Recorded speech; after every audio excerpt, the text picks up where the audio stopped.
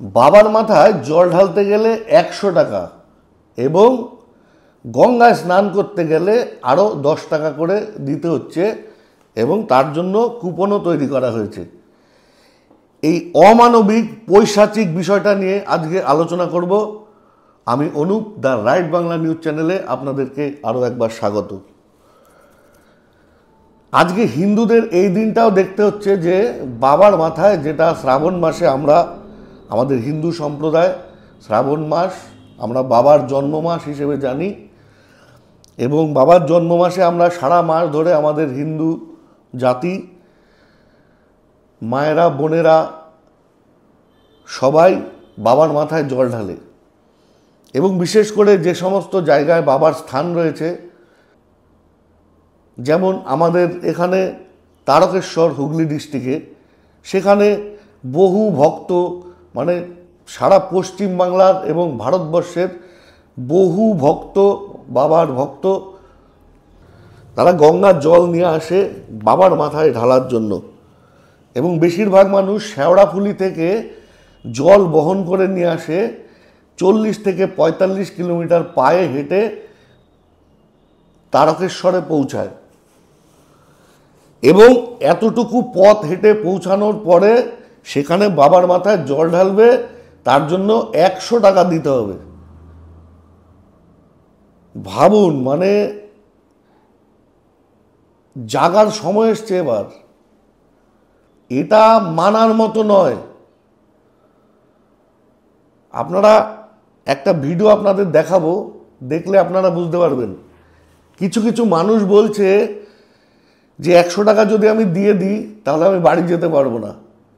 কেউ বলছে আমি কিছু খেতে পারবো না, আমার কাছে 150 টাকা রয়েছে, আমি যদি 100 টাকা দিয়ে বাবার মাথায় জল ঢালি তাহলে আর 50 টাকা থাকবে, আমি এই 50 টাকা দিয়ে আমি বাড়ি যেতে পারবো না, আর খাবো কি, যাবো কি?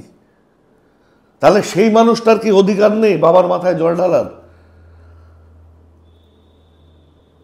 নাকি বাবা তৃণমূল হয়ে গেছে? আমার তো মনে হচ্ছে তাই। বাবাকে ওরা তৃণমূল বানিয়ে ফেলেছে যে আমাকে জল দিতে গেলে এখন 100 করে লাগবে।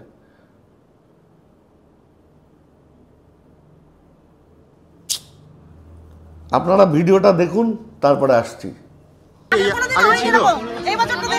এই বছর থেকে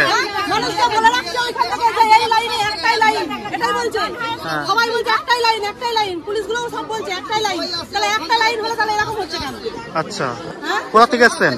আমরা কালনা থেকে এসেছি। আচ্ছা, কি বলতে চান? আর কি বলতে মানে কি, আমরা পয়সা কি আমরা কি এনেছি গাছে হলে পয়সা যে আচ্ছা, সবারই তো 100 টাকা দেওয়ার ক্ষমতা নেই। আমরা ওখানে দক্ষিণা দেবো, তারপর আবার বাড়ি যাওয়া আসা যাওয়া ভাড়া আছে, সবকিছু আছে। খাওয়াটা বড় কথা নয়, খাওয়াবো না আমি সেটা বলছি, কিন্তু ওরা এরকম 100 টাকা করে নেওয়ার কোনো দরকারই পড়ে না। দিয়ে এখনো বলছে ভিআইপি লাইন এসে বলছে 100 টাকা দাও, ও বলছে 100 টাকা দাও। এত কষ্ট করে জল আনলে সেখান থেকে সারাই ঢাকা মানে খান আমি পাথর প্রতিমা থেকে, এখান থেকে নয় যে পাশাপাশি নয়, কত দূর থেকে এসে জল না পাথর প্রতিমা থেকে এসেছি আমরা এখানটায়। এসে আমরা 3 বার আমাদের এই তো স্পেশাল লাইন, এখানে 100 টাকা, এতক্ষণ লাইন দিয়ে এলাম, বলছে 100 টাকা না দিলে এখানে জল ঢালা যাবে না, বের করে দিচ্ছে। মানে পয়সা না দিলে জল ঢালতে দিচ্ছে না। পূর্ণিমা যাত্রীদের জন্য আলাদা সিস্টেম, এখন শ্রাবণ যাত্রীদের জন্য আলাদা সিস্টেম। আচ্ছা, এইরকম কেন? আমরা তো সারা বছরই আসি, পূর্ণিমাতেও আসি, শ্রাবণে আসি, কি করে জানবো কেন? সেরকম কোনো চান্স পর্যন্ত পাইনি। মানে নন্দী ঠাকুরকে গিয়ে একটা প্রণাম করে আসতে পেরেছি, আর ভিতরে ঢুকলে 100 টাকা করে নেবে। এটা কোনো সিস্টেম না। ভগবানের দর্শনে এসে 100 টাকা করে কিসের জন্য নেওয়া হবে? টাকা দিলে তুমি ঢালতে পারবে, না হলে তুমি এখানে অ্যালাউ না। এটা কারবার বাজিয়ে নিচ্ছে, বলছে 100 টাকা দাও, স্পেশাল লাইনে ঢুকে দেবো। 100 টাকা দিয়ে এসছো? কোনো ফ্যাসিলিটি নেই, পুরো একদম মানে আমরা এত দূর থেকে আসছি যে তার যে কোনো ব্যবস্থা করে কিছু নেই। এটা কিন্তু স্পেশাল লাইন, তাও কিন্তু ভেতরে কিন্তু জল দিতে পারছে না।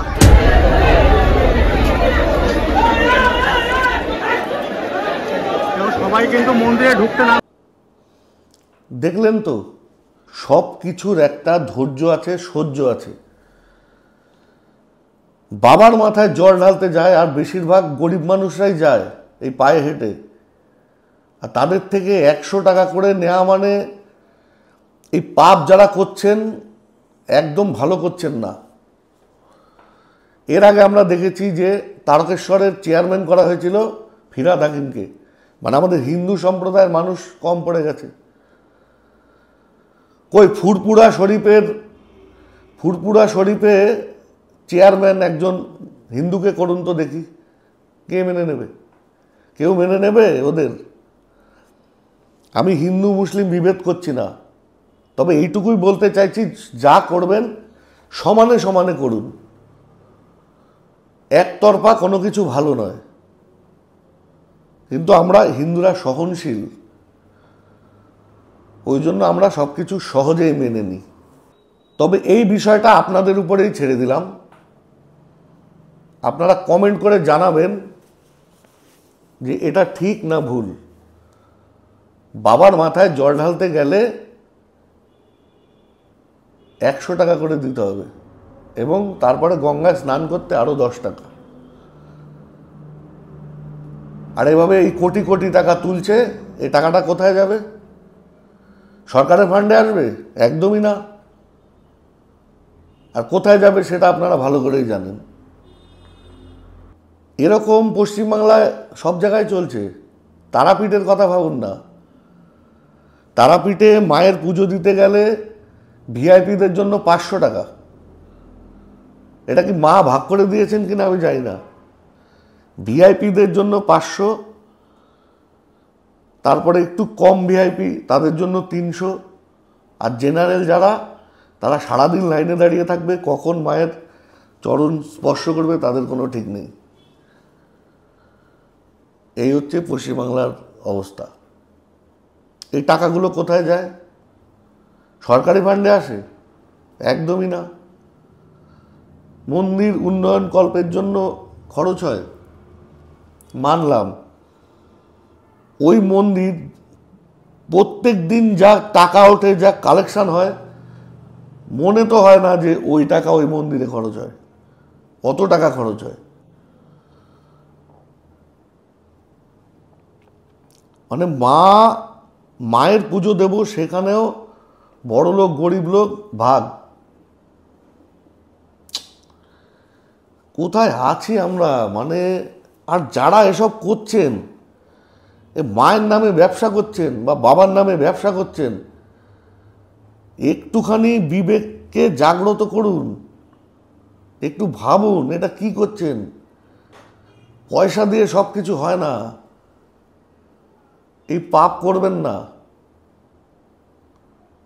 এই পাপের কোনো ক্ষমা নেই। মায়ের পুজো দেবে সবাই সমান। এখানে ভিআইপি যাদের টাকা আছে তারা আগে পুজো দেবে, যাদের টাকা নেই তারা পরে পুজো দেবে।